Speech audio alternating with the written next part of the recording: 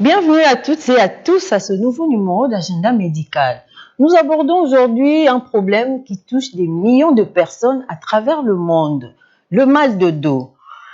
Une simple gêne passagère ou une douleur chronique qui affecte le quotidien. D'où vient-il réellement? La réponse, vous les aurez au cours de ce magazine. Je reçois pour vous le docteur Junior Ilengola, médecin physique et de réadaptation, expert en drépanocytose, détenteur d'un diplôme interuniversitaire. Il est aussi secrétaire général AI du Conseil national de médecins physiques et de réadaptation de la RDC. Bienvenue, docteur Junior. Bien, merci, Madame France. Vous avez oublié une chose. Oui, complétez. En même temps, détenteur d'un diplôme d'études approfondies en conception, suivi, évaluation des interventions qu'on appelle de projets. Oui, c'est très bien. Vous avez beaucoup de casquettes en tout cas. Je n'ai pas voulu tout dire seul. Je voulais que vous puissiez compléter aussi. Merci beaucoup. Sinon, ça va? Oui, ça va. Très bien. Je suis en face d'un spécialiste. Docteur Junior, vous êtes expert en drépanocytose, en même temps docteur physique. Dites-nous un peu, c'est quoi la différence entre médecin physique et kinésithérapeute? Une très bonne question parce que beaucoup de gens confondent un peu la médecine physique à la kinésithérapie. La médecine physique, c'est une spécialité de la médecine. Oui. Comme nous avons le gynécologue, les ophtalmologues, le chirurgien dentiste et autres. Tandis que la kinésithérapie est une branche aussi de la médecine, parce que dans la médecine, nous avons toujours le concepteur et le technicien. Donc, le kinésithérapeute fait partie du plateau technique de la médecine physique. C'est comme aujourd'hui, nous avons le médecin généraliste. À ses côtés, il a l'infirmier. Ou nous avons les infirmiers généralistes.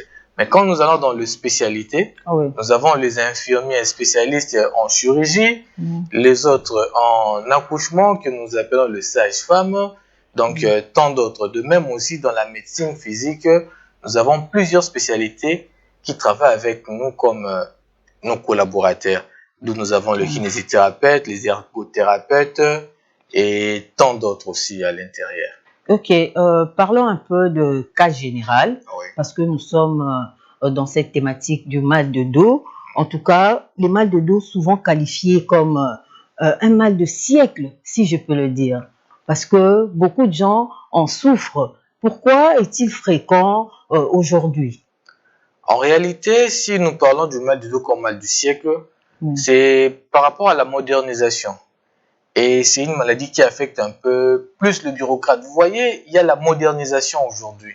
Nous avons perdu beaucoup de choses et nous travaillons plus par rapport aux activités que nous avions eues de nos ancêtres.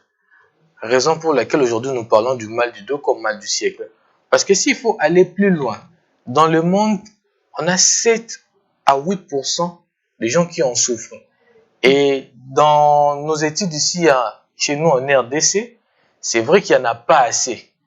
Mais au moins, il y a eu des études qui ont été faites, réalisées chez certains techniciens, les gens qui font plus de travaux comme le réservoir et autres. On a trouvé qu'il y avait au moins 28,3% des gens qui ont souffert de ces mal du dos.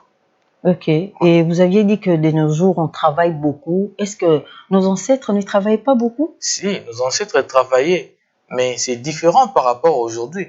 Parce que s'il faut parler d'abord du mal du dos, la définir, le mal du dos, c'est pas une maladie, ce sont des symptômes. Oui. Or, ça commence où? Je vais décrire un peu l'anatomie. C'est au niveau de vertèbres cervicales jusqu'au niveau du coccyx. Or, quand nous parlons du coccyx, ce sont des douleurs qui vont du cou jusqu'au niveau du moyen fessier. C'est là que nous parlons de mal du dos. Donc, en réalité, ce n'est pas une maladie, mais des symptômes. Et quand est-ce que ça devient une maladie? C'est quand il y a des douleurs qui dérangent au-delà de la normale. La personne est censée maintenant aller consulter un médecin. Et c'est à partir de là qu'on va spécifier c'est quel type de douleur qu'il ressent ou quel type de mal de dos, sa localisation. Parce que beaucoup de gens confondent. On pense généralement que le mal de dos, c'est au niveau de la hanche. Hein, quand on parle de mal de dos, on voit juste derrière. Or, ça commence du cou et ça descend. Effectivement. Alors, sur base de ça, parce que j'avais dit, nous allons essayer un peu de décrire l'anatomie. Oui. Nous avons au niveau cervical, où nous avons des cervicalgies, des douleurs qui sont limitées jusqu'au niveau du cou. Et à part ça, on a des dorsalgies. Ça vient juste au niveau de vertèbres dorsales, parce qu'après le cervical, on a les dorsales. Donc, après ça, on a maintenant le lombaire. Parce que des fois, quand nous parlons de dorsal, nous mélangeons le thoracique et les autres. Et quand nous descendons au niveau lombaire, Oui. c'est là où la majorité des cas, des gens disent que non, nazo kaba douleur au niveau ya mukongo. Oui. Ils prennent plus maintenant le dos. Or, ça ne se limite pas par là. Nous avons le coccyx, Oui. hein, le sacrum et le coccyx, les deux là. Il y a aussi des douleurs qui vont jusque là. Ok. Oh. Dites-nous un peu, docteur, quelles sont les différentes formes de douleurs dorsales ou les plus courantes que nous retrouvons? Le plus courant que nous retrouvons, nous avons plus le cervicalgie et les lombalgies. Ok, c'est ce qui dérange le C'est plus. ce qui dérange le plus, la majorité des cas. Et vous, en tant que médecin, avec des diagnostics que vous faites, vous trouvez que c'est les hommes qui sont plus touchés ou les femmes? Bon, du point de vue genre, je ne confirmerai pas que c'est plus le femme, parce qu'aujourd'hui, il y a plusieurs paramètres qui entrent en jeu. Oui. C'est vrai, auparavant, on disait que c'était plus le femme qui souffrait du mal du dos. Mais aujourd'hui, avec le stress, on ne peut plus parler que de femmes. Oui. Donc, il faudrait encore réviser certaines études pour arriver à quantifier par rapport au genre. Ok. Et à partir de quel moment ces douleurs au dos doit-il inquiéter? Ces douleurs au dos doivent inquiéter la personne quand ça pénalise ses activités quotidiennes. Ok. Ouais.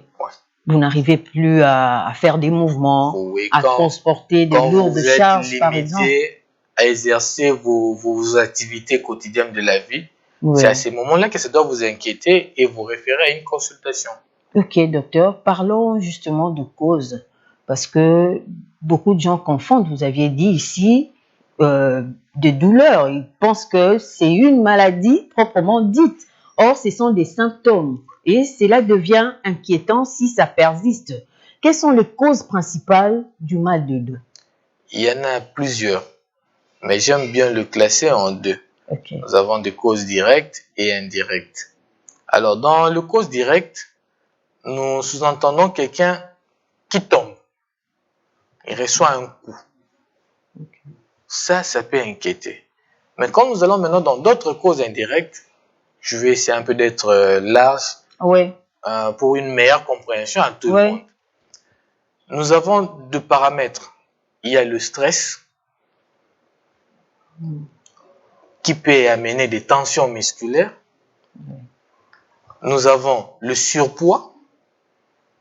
Quand quelqu'un devient un peu obèse, il surpasse le poids normal, il peut avoir de douleurs au niveau du dos. Et hormis cela, nous avons cette manque d'activité physique, l'inactivité physique. Parce qu'aujourd'hui, beaucoup de gens deviennent sédentaires. Il arrive à son bureau, il quitte, il monte sur son véhicule, il rentre avec tous les embouteillages qu'il va se retrouver avec. Et allons encore plus loin. Beaucoup de gens sont de bureaucrates. Ces conditions de travail qui n'est pas si bon. L'ergonomie du travail. C'est là d'ailleurs où j'allais en venir pour demander que si le mode de vie sédentaire est-il un facteur important. Très, très important. Surtout avec nos modes de vie de travail. L'ergonomie du travail n'est pas respectée. Nous avons des sièges parfois qui ne sont pas confortables et parfois nos attitudes qui sont vicieuses. Vous l'apprenez pendant toute une longue période de journée. Alors, à la fin, ça va créer des tensions musculaires. Et des longues heures assis ou encore debout peuvent aussi favoriser les douleurs dorsales. Effectivement. Par là, maintenant, nous revenons sur l'inactivité physique. Parce que quelqu'un qui ne sait pas se mettre debout pendant longtemps, on sous-entend qu'il n'est plus apte à certains paramètres. Et quelqu'un qui reste assis aussi pendant longtemps, il affaiblit toujours ses muscles. Parce qu'il y a d'autres personnes qui se disent ou qui disent que non, voilà, je préfère bien faire la marche, quelle que soit la distance, au lieu de s'élever pendant longtemps. La, Y a-t-il un problème ou une la marche, différence avec la marche et le fait de se mettre debout? la marche n'est pas si mauvaise. Mm. Mais comme on dit toujours, il faut doser. Quand vous allez au-delà, il y a ce qu'on appelle une fatigabilité musculaire et ça va régénérer de douleurs après. Parce que quand le muscle se fatigue, il y a des tensions, vous commencez à trembler de vous-même. Oui. Et ceux qui disent aussi se mettre pendant longtemps, il y a toujours des conséquences. Oui. D'où il faut toujours respecter la dose. On ne reste pas assis pendant longtemps, on ne reste pas debout aussi pendant longtemps. Ouais, comme Il on faut le dit toujours faire la tout part des excès choses. nuit. Hein? Effectivement. Ouais, si vous faites quelque chose en excès ou encore vous mangez en excès, ça nuit aussi. Effectivement. Et vous avez ici parlé du stress. Et dites-nous, docteur, le facteur psychologique, ça vient aussi aggraver la situation? Et effectivement, pourquoi je dis ça? Parce que quand vous êtes stressé, ce sont des hormones qui vont être sécrétées. Et ces hormones vont aller où? Au niveau de muscles. Et quand le muscle entre en tension, ils vont directement faire interaction avec les autres structures qui constituent notre structure ostéo-articulaire. Nous avons les tendons, les os, tout ça. Ça vient fatiguer en fait. Ça vient créer des problèmes. Ok. Et certaines professions, vous aviez ici parlé de bureaucrates, des chauffeurs, par exemple, vous aviez évoqué aussi des receveurs. Certaines professions sont-elles le plus exposées au risque du mal de dos? Effectivement. Il faut ajouter aussi les gens qui font la manutention. Oui. Parce que quand ils ne savent pas mieux soulever leur charge, c'est encore un problème. Les bureaucrates, c'est par rapport à leur position assise pendant longtemps. Oui. Il y a un confort dans sa posture. Alors, après un temps, il va développer tous ces maux de dos et sans oublier le facteur stress. Parce que, docteur, on entend généralement les personnes âgées dire que non, j'ai collé déjà, j'ai poussani, c'est tout à fait normal que je souffre avec le dos. Est-ce que l'âge est aussi un facteur de risque pour L'âge le mal de dos? est un facteur de risque, mais il faut toujours tenir compte de certains paramètres de comorbidité. Parce que quelqu'un qui est apte physiquement, peu importe son âge, il ne va pas se retrouver avec certains problèmes de mal de dos. Différemment à un jeune de 25 ans qui est déjà obèse. Parce qu'on le voit couramment, hein, beaucoup de jeunes souffrent aussi de mal de dos. C'est pas seulement de vieux. La constitution physique de la personne joue un rôle dans le mal du dos. Et ça influence aussi le paramètre âge. C'est vrai, avec la sénescence, la dégénérescence, les personnes âgées peuvent être atteintes de mal du dos. Mais de nos jours, la constitution physique compte. Un jeune qui n'a pas une constitution physique modérée, qui n'est pas apte à certains éléments, activités, peut développer facilement ces mal du dos. Différemment peut-être à un vieux de 55, 60, 70 ans qui a l'habitude de se rendre dans des salles de gymnastique de temps à autre pour se garder en forme. Ah, l'exercice physique est très important. Très important. Et les personnes qui sont élancées, par exemple, par rapport aux personnes de courte taille, est-ce que ces personnes élancées ont des problèmes cervicales ou elles doivent être normales comme les personnes de courte taille? En réalité, le problème cervical, c'est plus dû à la position. La position du travail. Je prends un exemple banal. Les gens qui utilisent les ordinateurs, quand son ergonomie du travail n'est pas correcte, il est censé incliner sa tête de temps à autre pour essayer de voir son clavier et puis regarder son écran. Son écran. Mais tandis que si l'ergonomie du travail est correcte, il n'aura pas tous ces problèmes. D'où la taille n'a rien à voir dans ces paramètres. C'est ce qui se raconte à la cité en tout cas, docteur. Non. Ici, nous sommes la voix de ceux qui sont sans voix. En tout cas, on doit le dire. On doit le dire tout haut parce que on entend souvent entre guillemets, des gens dire que non, voilà, le personne de courte taille, bazara mingi na ba problème à mikuate. Et bato milai, bagumba maka, trop tôt. Moi, je dirais archi faux. Pourquoi? Parce que la constitution de la personne dépend de ce qu'il fait et des attitudes qu'il prend.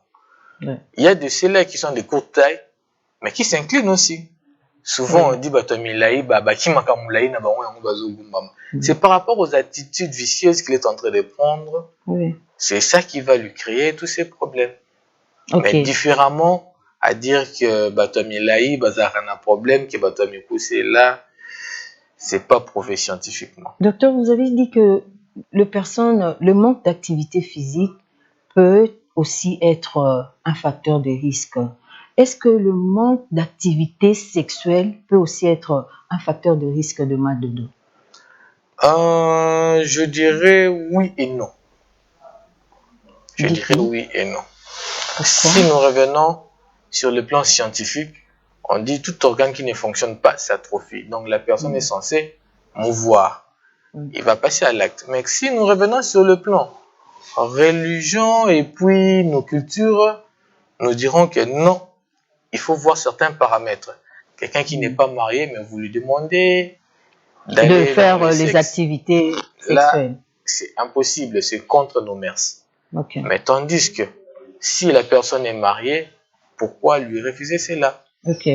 Et ça fait partie des activités de la vie quotidienne. oui, justement. Et les femmes enceintes sont-elles particulièrement concernées pour le mal de dos parce qu'elles souffrent aussi beaucoup pendant cette période de grossesse? Effectivement. Pourquoi les femmes enceintes en souffrent? Parce qu'il y a une modification de son corps. Oui. Il y a un ballonnement de l'abdomen qui va tirer le muscle dorsal. Oui. Parce que quand le ventre est en train d'avancer, ça tire directement le muscle dorsal. Oui. D'où il faut renforcer maintenant plus ce muscle dorsal, mais c'est que beaucoup de femmes ne savent pas. Or, il y a un de mes aînés, maître, qui est professeur, qui fait plus cela, la gymnastique pour la préparation chez les femmes enceintes. Oui. Alors, ça a plus d'impact qui réduit la douleur chez ces femmes enceintes, l'activité physique. Oui. D'où ces femmes-là sont plus concernées aussi par les mal du dos. Mais il y a quand même d'activités physiques recommandées, adaptées aux femmes enceintes. Les activités physiques ne se font pas comme chez tout le monde. Il y a une différence. Oui. Un sportif n'a pas le même activité physique qu'un cardiopathe. Oui. Donc, il faut toujours adapter. Nous parlons des APA, des activités physiques adaptées. Et c'est adapté par rapport à une catégorie de personnes. On est devant les femmes enceintes, on est devant le diabétique, on est devant le drépanocytaire, on est devant les personnes ayant fait un AVC avec ses séquelles post-AVC. Donc, tous ces paramètres-là, l'activité physique doit être adaptée. Donc, ça dépend d'une personne à une autre. Donc, ce n'est pas toute activité physique que vous allez donner à tout le monde. Vous allez recommander à tout le monde. C'est vrai que l'activité physique est très importante, mais il faudrait savoir la personne avec laquelle vous êtes en contact, la personne à laquelle vous suivez. Vous êtes médecin, vous êtes expert en drépanocytose, docteur. Les drépanocytaires sont aussi exposés au mal de dos? Déjà, chez les drépanocytaires, ils ont des complications, que nous parlons de complications ostéo-tendinomusculaires. Alors, vous le verrez avec des syphoses dorsales. Oui. Tout ça, c'est dit à quoi? À ces problèmes de muscles. Et vu le crise qu'ils ont de temps à autre, ils ont tendance à avoir des attitudes vicieuses. Il va s'incliner pour essayer un peu de soulager sa douleur. Donc, ils ne sont pas épargnés. Ils font aussi partie des gens qui souffrent du mal du dos. Surtout en cette période avec le froid, les personnes drépanocytaires souffrent un peu plus. Ils ne sont pas le seul. Non, c'est tout le monde. D'ailleurs, moi je le dis toujours, si vous trouvez que votre état ne vous permet pas de s'y laver de l'eau froide, il faut chauffer un peu de l'eau parce que d'autres personnes se disent que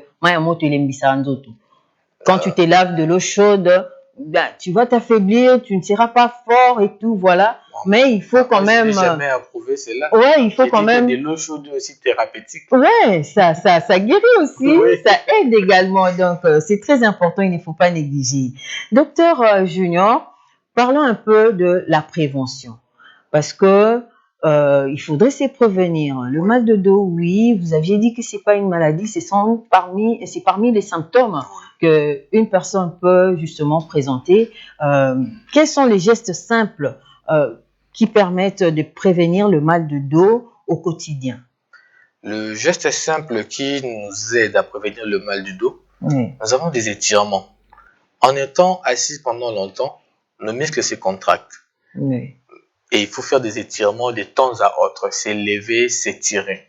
Ok. Des mouvements. Oui, ça fait partie des éléments préventifs. Hormis cela, il y a ce qu'on appelle le renforcement musculaire. Dans le renforcement musculaire, il y a plusieurs paramètres.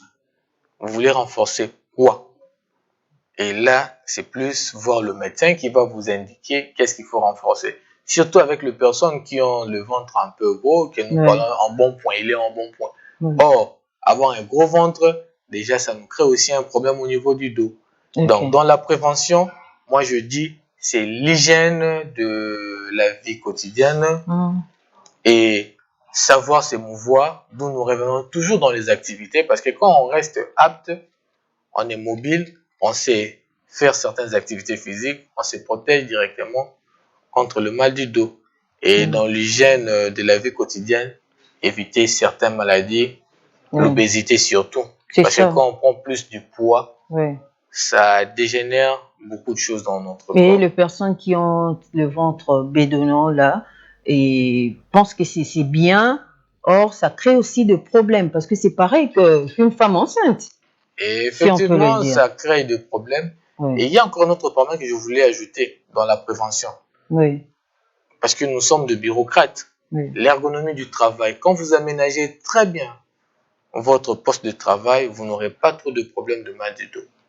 Et ne pas trop rester assis aussi sur votre chaise pendant longtemps. Ah, ça aussi. Et parmi les préventions, il y a aussi des activités physiques recommandées pour prévenir le mal de dos. Effectivement, il y en a. Lesquelles? La plupart des cas, nous conseillons aux gens de faire des étirements sur leur tapis en étant couchés, faire des étirements de membres inférieurs, faire des rotations de part et d'autre. Ça aide à relâcher le muscle. Et la marche. En étant debout, on s'étire. La marche, oui, elle est recommandée à tout le monde. Et vous pensez qu'elle est suffisante pour prévenir aussi le mal du dos? Le mal du dos? Non, la marche n'est pas suffisante. Il faut compléter les autres éléments en restant dans le cadre de l'hygiène de vie quotidienne. Parce que, docteur, il y a certaines personnes qui, lorsque vous parlez de l'activité physique, elle dit que non, voilà, je fais déjà la marche. Et pense que la distance faisant pour aller, par exemple, prendre un taxi, c'est ça la marche. Or, ce n'est pas l'activité physique. C'est la marche, bien sûr, mais pas avec l'idée d'une activité physique, bien sûr. La marche de l'activité physique est cadencée, rythmée. Différemment à notre marche où je fais la marche, je me rends quelque part, je peux me voir avec quelqu'un, à telle limite, et puis je continue. Mais tandis que la marche que nous recommandons, elle est cadencée. Donc je me dis, je fais 30 minutes de marche avec ce rythme. Différemment là, par rapport... il faut aller lentement ou vous marchez avec vivacité, rapidité. L'objectif, c'est quoi?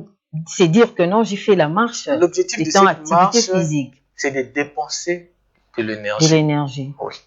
Alors, quand vous faites une marche avec votre cadence lente, vous n'avez rien dépensé. Mais quand vous vous dites que je fais ma marche pour atteindre tel objectif, vous allez sentir que vous allez même transpirer. Oui. Donc, De l'obina sali physique. Il y a une différence dans cette marche-là. Avec la marche normale. Et la marche, j'ai pas de transport, je dois arriver quelque part. Ça aussi. Et quel est le rôle que joue le sommeil dans la prévention des douleurs dorsales? Parce que généralement, docteur, si vous avez des problèmes, vous, médecin, vous le savez très bien que moi, vous recommandez toujours le repos. Effectivement. Ouais. Et quel est le rôle du sommeil dans les douleurs dorsales? Dans les douleurs dorsales, déjà la première des choses, quand vous avez le mal au dos, on ne recommande pas le repos à 100%. Vous devez continuer à rester actif. Ah, c'est différent d'autres maladies. Oui. Hein? Ok. Mais le repos est très capital. Parce que le repos vous aide à vous détendre, surtout le sommeil. Oui. Déjà, il y a plusieurs personnes, quand ils me viennent en consultation pour le mal du dos, ils vous disent que des fois, ils ne savent pas bien dormir. Okay. Alors, moi, dans ma prise en charge, je suis dans l'obligation d'ajouter un produit qui va relâcher un peu le muscle. Et en relâchant ce muscle, ça va lui permettre à mieux dormir. D'où le sommeil est bénéfique pour ces gens-là. Parce que au réveil, vous allez vous sentir un peu détendu. Détendu. Oui. Très bien, docteur. Parlons un peu de la prise en charge et du traitement. Est-ce que vous trouvez que ici en RDC, la prise en charge et le traitement du mal de dos est vraiment adapté? Sur ce point-là, je dirais oui et non. Pourquoi? Parce que nous avons d'abord un problème en RDC sur la prise en charge. La conformité. C'est comme si chacun a sa façon de prendre en charge une telle pathologie et telle pathologie. Or, nous devons rester au moins dans l'universalité, le critère pour prendre en charge telle pathologie. Je prends le cas du mal du dos. Quand quelqu'un vous arrive en consultation pour le mal du dos, la prise en charge, elle est d'abord médicale et puis elle est fonctionnelle. Or, dans la prise en charge médicale, quand vous allez chez certains, ils vont vous demander d'abord le type de la douleur que vous ressentez. Si c'est une douleur de type mécanique, inflammatoire et autres, on va poser toutes ces questions. Et soit on vous donne un anti-inflammatoire qui peut réussir, ou soit on va vous donner un myorelaxant. Or, la majorité des cas des gens qui nous viennent en consultation pour le mal du dos, ce sont des douleurs de type contracturel. En donnant un myorelaxant, vous trouvez déjà la solution à ces problèmes. Mais s'il y a une persistante, là maintenant vous allez passer à la médecine fonctionnelle, où nous parlons de la rééducation fonctionnelle. Mais la majorité des cas, des gens ne savent pas c'est quoi la rééducation fonctionnelle. Ils viennent plus parler de la kiné. Vous verrez, le médecin va vous dire non, kiné, ça la séance à kiné. Or, c'est deux choses différentes.